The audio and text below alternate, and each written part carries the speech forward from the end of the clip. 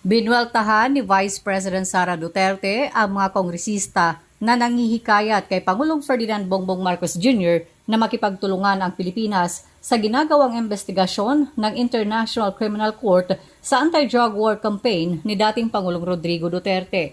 Ayon sa Vice Presidente, mismong si Pangulong Marcos na ang nagsabi noon na tapos na ang pakikipag-ugnayan sa ICC nang kumalas ang Pilipinas noong Marso 2019. Sabi ni Duterte, dapat na igalang ng mga mababatas ang pahayag ni Pangulong Marcos na anyay chief architect ng foreign policy ng bansa.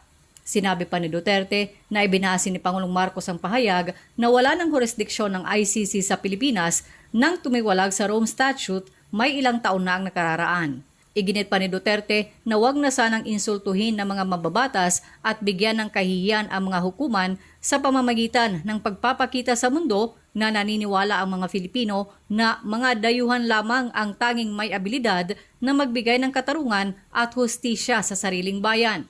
Una nang naghain ng resolusyon ang Makabayan Bloc sa Kamara na humihikayat kay Pangulong Marcos na makipagtulungan sa ICC.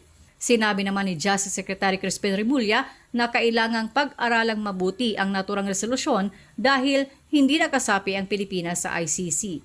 Matatanda ang sinampahan ng kasong crimes against humanity si dating Pangulong Duterte dahil nauwi na umano sa karahasan ang anti-drug war campaign.